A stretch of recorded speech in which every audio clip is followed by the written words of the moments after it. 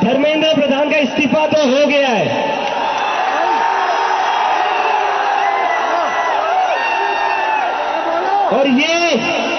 और ये इस्तीफा गवाह इस बात का, अगर आप लोग डरेंगे नहीं, अगर आप लोग इस सरकार के सामने झुकेंगे नहीं, तो अच्छे के इस्तीफे ले सकते हैं हम।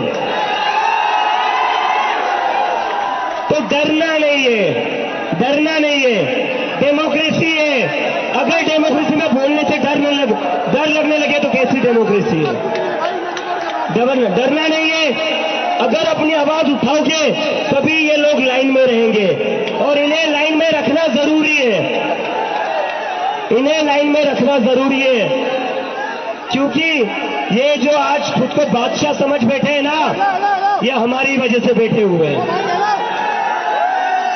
और इस्तीफा हो गया है, लेकिन हमारी दो और मांगे,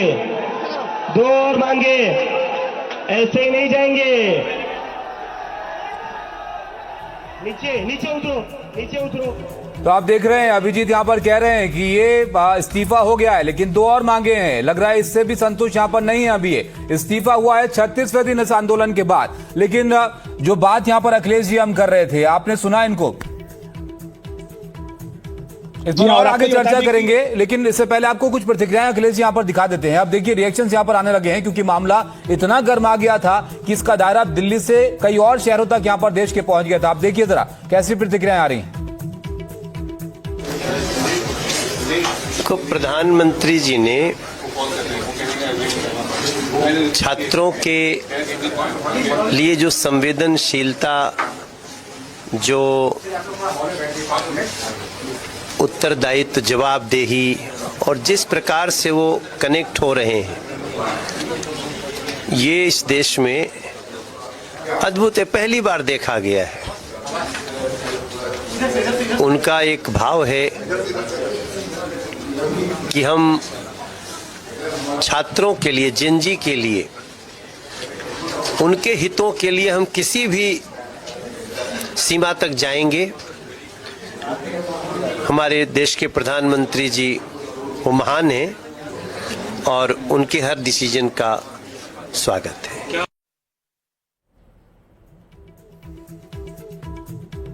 तो देखा आपने, मनोज तिवारी स्वागत कर रहे थे यहाँ पर प्रधानमंत्री और धर्मेंद्र प्रधान के इस्तीफे को लेकर, लेकिन अखिलेश जी जैसे हम बात कर रहे थे, अभिजीत दीपके को आपने यहाँ पर सुना, उन्होंने कहा आप डरेंगे नहीं तो अच्छे को झुका सकते हैं।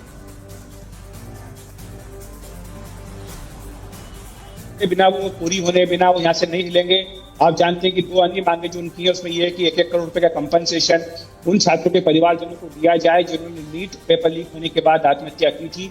तीसरी मांग जो उनकी है वो ये है कि सोनम वांगचुक को लेकर के थी, वो तो खैर उनकी मांग पूरी हो चुकी है, लेकिन अब ये भी मांग उनकी है कि जो FIR वगैरह की गई है वो ना की जाए आंदोलनकारी छात्रों के ऊपर। सरकार इन दोनों ही मांगों को लेकर पहले ही आश्वासन दे चुकी थी। कल ही सरकार की ओर से आश्वासन दिया जा चुका था कि कंपनसेशन पर भी सरकार विचार कर रही है, और साथ ही जो FIR की गई है बिल्कुल। अब देखिए इन मांगों को लेकर और क्या स्पष्टीकरण यहाँ पर आता है, लेकिन सबसे बड़ी मांग जो धर्मेंद्र प्रधान के इस्तीफे को लेकर थी, वो अब यहाँ पर पूरी हो गई है CJP की, और धर्मेंद्र प्रधान ने अपना इस्तीफा प्रधानमंत्री को यहाँ पर भेज दिया है। रवीश हमारे साथ हैं। रवीश, बड़ा सेलिब्रेशन हो रहा है जंतर मंतर पर, लेकिन एक बात यहाँ पर अभिजीत दीपके ऐसी बोलते हुए नजर आए जिससे लग रहा है कि अभी भी संतुष्ट नहीं है। वो कह रहे हैं दो और मांगे हमारी।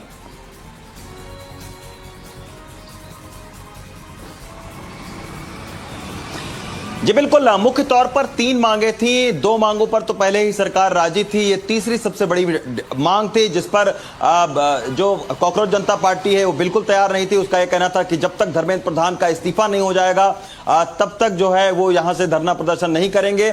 लेकिन अब लग रहा है कि ये गतिरोध खत्म होने जा रहा है, क्योंकि साफ तौर पर अभी मेरी खुद जंतर मंतर के तमाम सारे छात्रों से बात हुई है। उनका ये कहना है कि ये एक बहुत बड़ी जीत है। शिक्षा मंत्री ने जिम्मेदारी लेते हुए इस्तीफा दिया है, तो अब इस प्रदर्शन करने का कोई मतलब नहीं बनता है। और यही वजह है कि अभी कुछ देर के बाद में और जानकारी सामने निकल कर आएगी। लेकिन ये बड़ा नाटकीय जो चीजें रही, घटनाक्रम रही। ताबिश के अभी 3:30 बजे जो है वो मीटिंग होनी थी, उसके बाद ये कहा गया कि 4 बजे बैठक होगी सरकार और कॉकरोच जनता पार्टी के बीच में। आशुतोष गए भी, लेकिन इस बीच जो है वो खबर आई कि धर्मेंद्र प्रधान ने अपना इस्तीफा दे दिया है। तो ये एक बड़ा ही नाटकीय घटनाक्रम में ये इस्तीफा दिया है और धर्मेंद्र प्रधान ने छात्रों को संबोधित करते हुए ये लिखा है कि 20 लाख जो छात्र हैं नीट के परीक्षा में बैठे थे उनका दोबारा बिल्कुल रवीश, और ये 2 पन्नों का बड़ा विस्तारित इस्तीफा उन्होंने यहां पर भेजा है जिसमें तमाम बातों का जिक्र वो कर रहे हैं। रवीश, आप रहेगा हमारे साथ और कुछ जो लोग वहां पर मौजूद हैं उनसे आप बात भी कीजिएगा, क्योंकि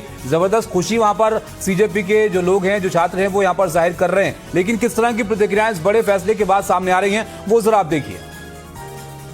मोदी जी का मंत्रिमंडल चल रहा था और उसको पहली शिकस्त मिली है। शिकस्त युवाओं के जोश की वजह से, उनके सवालों की वजह से, और एक जो प्रतिमान है, जो एक लोकतंत्र में उत्तरदायित्व का, अकाउंटेबिलिटी का प्रतिमान था, जिसको ये लोग डेसिमेट कर रहे थे, खत्म कर रहे थे। मैं समझता हूं छात्र युवाओं ने ये हासिल किया और कहानी या पूरा की पूरी प्रक्रिया यहां खत्म नहीं होगी। एक बेहतर व्यवस्था, एक बेहतर प्रणाली, उत्तरदायित्व से भरी प्रणाली का निर्माण हो और इस तरह के तमाम जो सवाल पूछे जाए तो उन्हें एंटी नेशनल ना कहें।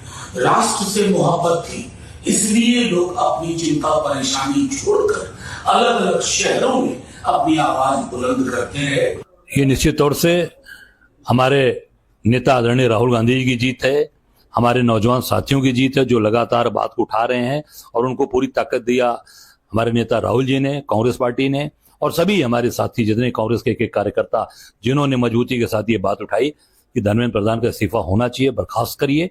और आम जनमानस, आम देशवासी आज निश्चित तौर से इस बात को उठा रहा था और आज ये जीत आम देशवासियों की हुई है, नौजवानों की हुई है। और हमारे नेता राहुल गांधी जो लगातार जो पेलेट गन लगा बच्चे को, आज जो बच्चियों के साथ उन्होंने बकायदे आज प्रेस के सामने सारी बातें कही, हम सब लोगों की जीत है। अब आपको दिखाते हैं सौरभ दास इस पर क्या कह रहा है सीजेपी की तरफ से। हाँ, उसके पहले भी हो सकता है।